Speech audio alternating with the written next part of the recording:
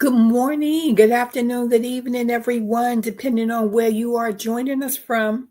I hope you're having a wonderful day. It is Gail here, and today we'll be diving back into Isaiah 44, verse 26. We did 25 already, so 26.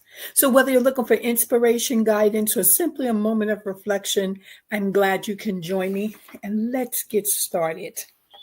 This is a very interesting chapter. I'm learning a lot, and hopefully, you are as well. So, we are going to go right into Isaiah 44, verse 26, which states, "Who confirms the word of his servant and fulfills the counsel of his messengers, who say of Jerusalem, shall be inhabited, and the cities of Judah.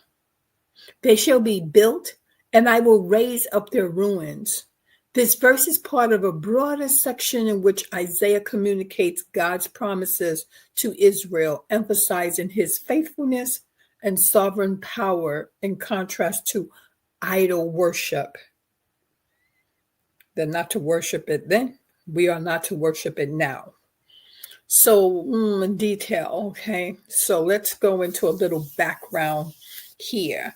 Now, the prophecy in Isaiah emerges during the time of great turmoil for Israel, including exile and destruction due to the Assyrian and Babylonian invasions, right? And so we know that they have been in exile, I believe it was 70 years. The Israelites were deeply concerned about their future and the restoration of their homeland, Jerusalem, which had been devastated. So, what was the prophetic assurance?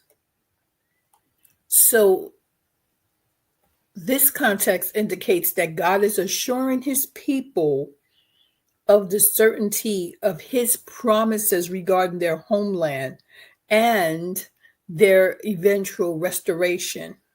Isaiah is relaying messages from God that not only affirm future events, but also call Israel back to faithfulness. Because remember, he was not going to give up on them. He may chastise them, but he was not going to give up on them. And what else do I need to just add into here?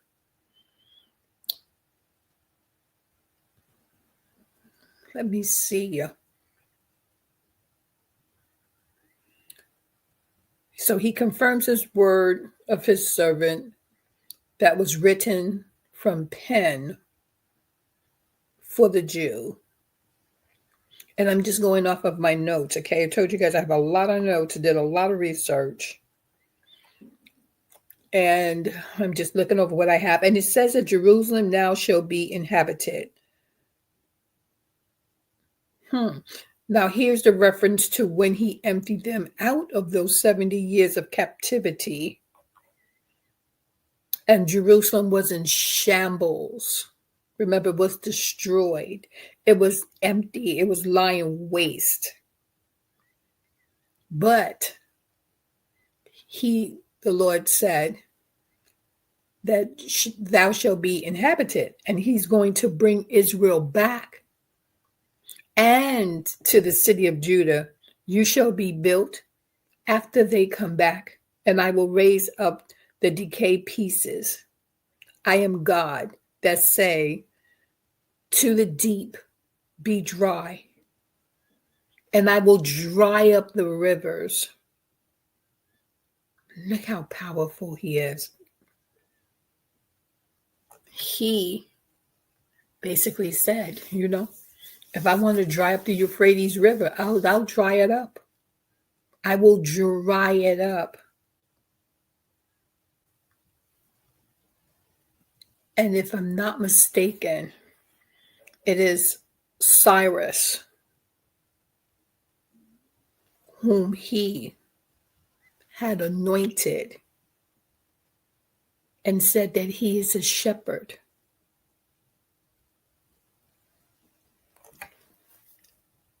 And there's only one other person that was called a shepherd. and that was Jesus. But here it was Cyrus. No, we're not going to go. I'm not going to jump. I'm not going to jump because I'm going to wait until 45. Okay. So let's not speak about Cyrus just yet. Let's just do a recap on what we've read from 24 to 28. Okay. And that's in 44, verse 24 through 28. Now, so as I said, in this here context, it indicates that God is assuring his people of the certainty of his promises regarding their homeland and restoration. So, God's faithfulness to his word, confirmation of the servant's word, the reference to God confirming the word of his servant highlights God's role in fulfilling prophetic declarations.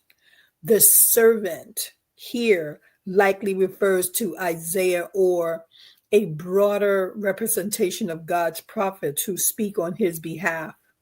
This indicates that God actively ensures that his messages come to fruition. So the fulfillment of the counsel.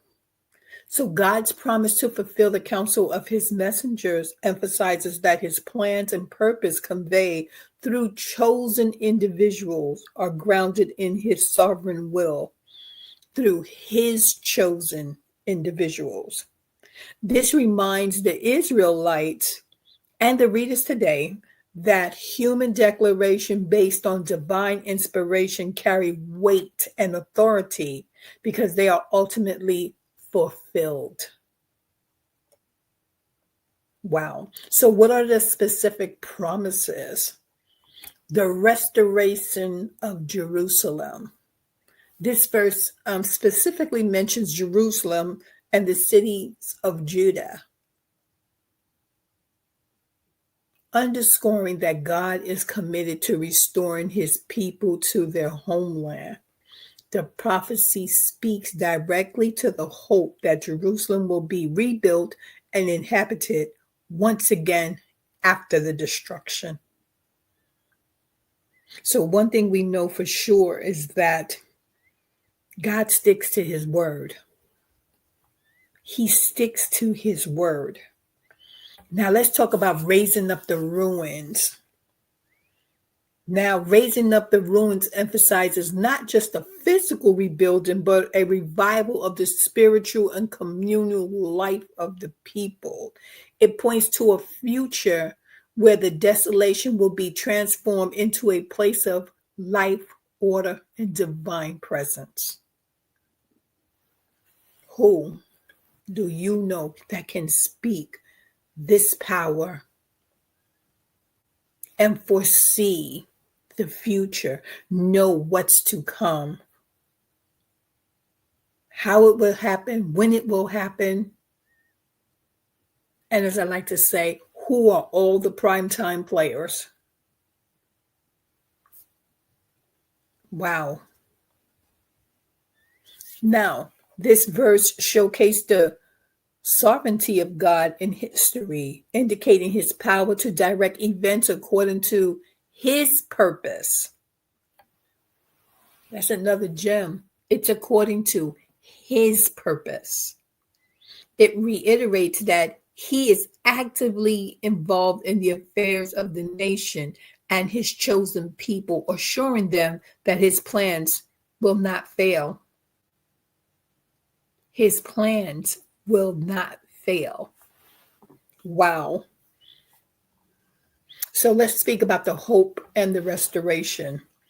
Now, the promise of restoration serves as a beacon of hope for the Israelites, reassuring them that despite their current situation, God remains committed to their redemption and future prosperity. And so when you just think what I am thinking now, all that Israel is going through right now in this present day, I just want to take a look at something right now. because it just seems like the war that's going on there, we're going to speak about that also. We're going to speak about Israel in detail and try to tie all of this in together. That we will do. Now, trusting God's promises. So if he say it's so, it is so. You best believe if he speak it, it will happen. So let's speak about the roles of the prophetic voices. So this passage also can be seen as an affirmation of the ongoing role of prophetic voices. Why am I having a hard time pronouncing that? Within the community of faith. Those who speak the truth and encourage believers to align with God's purposes. So, in summary, Isaiah 44, verse 26 underscores the certain fulfillment of God's promises, especially regarding the restoration of Jerusalem and Judah. It reassures the people of God's active role in bringing about his plans and importance of trusting, and that's what we have to do, trusting in his word as a source of hope, inspiration during times of trial. And it seems like they're going through the trial right now. They are actually going through trials and tribulations. This is short because it's only a recap of what we read 2 days ago. So we will continue with 27 as well. Okay. So we will go through the meaning of Isaiah 44, verse 27. And again, as we wrap up today's reading, I want to extend my heartfelt thanks to each and every one of you for being here. And I hope you found the reading both inspiration and life-changing. And do not forget that you're always welcome to call in from the WhatsApp or just follow the link that will be in the comment section from this live. And that way, if you want to add something, you're always welcome to do so, okay? So if you enjoy the content, please don't forget to like, follow, and share, and subscribe to the channels. So that way, it helps us grow this wonderful community that we are building. We're building it from scratch. Everyone's on a spiritual journey. We're all searching. If we seek him, he is available. But we have to want to understand that good book that he has left for us, that he has provided for us. We have to want him, okay? He chose us, but I can just say, hey, I want to, I want you, I want to help you, here I am, but you have to reach out to me. I'm available, and that's how it is now. He's available. We have to want him. We have to have that desire. We have to have that hunger for him, for the word. So, you can also support the channel by sending stars on Facebook or using Super Thanks feature on YouTube. And your support truly makes a difference. So take the insight you gained today into your daily life, and I look forward to connecting with you again soon. It is Gail with To The Point 101. Let's talk about it. And he first loved us. And I will see you all soon for another reading. Enjoy the rest of your day, and God bless.